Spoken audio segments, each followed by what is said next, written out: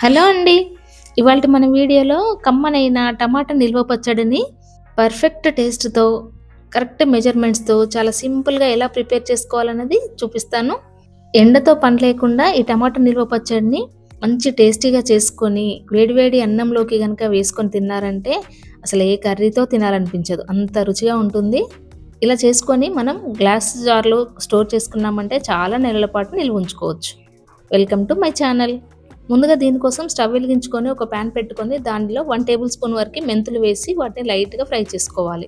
ఇవి ఫ్రై అయితున్నప్పుడే దానిలో 2 స్పూన్స్ వరకు ఆవాలు కూడా వేసి వాటిని కూడా లైట్‌గా ఫ్రై చేసుకోవాలి. ఫ్లేమ్‌ని మాత్రం లోనే పెట్టుకొని చేసుకోవాలి.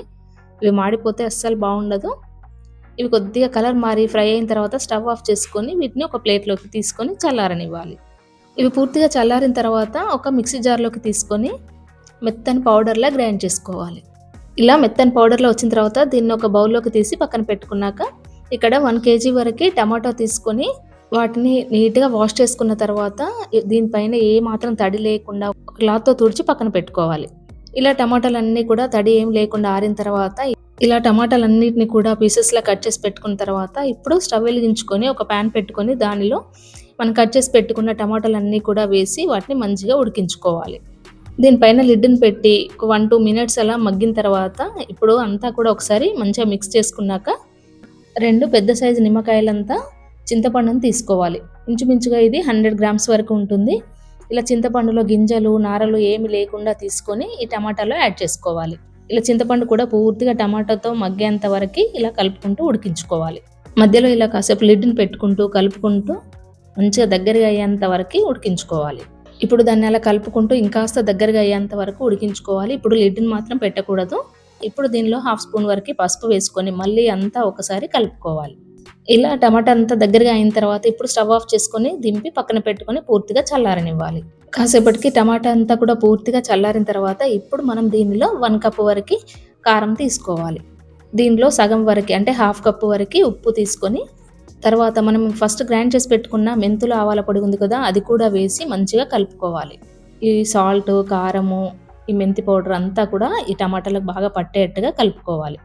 ఇలా అంతా కూడా బాగా మిక్స్ చేసుకున్న తర్వాత ఇప్పుడు దీనిలో ఒక 10 నుండి 15 వెల్లుల్లి రెబ్బలు కూడా వేసుకొని అంతా ఒకసారి బాగా మిక్స్ చేసుకొని దీనిలో కొద్ది కొద్దిగా తీసుకొని మిక్సీ జార్‌లోకి వేసుకోవాలి.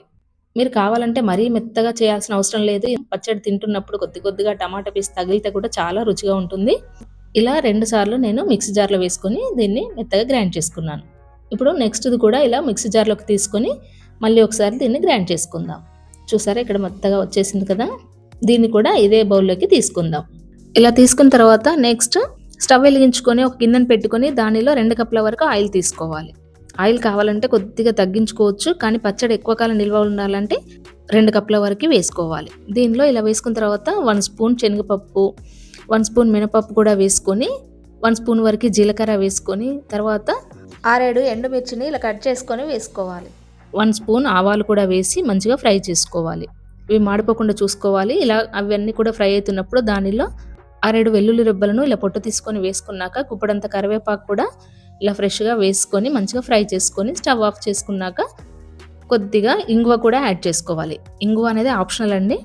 అంతా కలుపుకొని ఇప్పుడు పోపుని మనం ఇంతకుముందు గ్రైండ్ చేసి పెట్టుకున్న పచ్చడిలో వేసుకోవాలి. చూసారు ఇక్కడ మనకు ఆయిల్ ఎక్కువగా అనిపిస్తుంది కదా, కానీ ఈ పచ్చడి అంతా కూడా ఈ ఆయిల్‌ను మంచిగా పీల్చుకొని మనకి ఎక్కువ రోజులు నిల్వ ఉంటుంది. ఇలా ఆయిల్ వేసిన తర్వాత దాన్ని మంచిగా కలుపుకోవాలి. చూసారు ఇక్కడ మనకు పచ్చడి అంతా ఆయిల్‌ను బాగా పీల్చుకుంది కదా! ఇలా మనం ప్రిపేర్ చేసుకున్నాక వెంటనే పచ్చడి తినే కంటే 1, 2 డేస్ ఆగి తిన్నామంటే సూపర్ టేస్టీగా, కమ్మగా చాలా రుచిగా ఉంటుంది.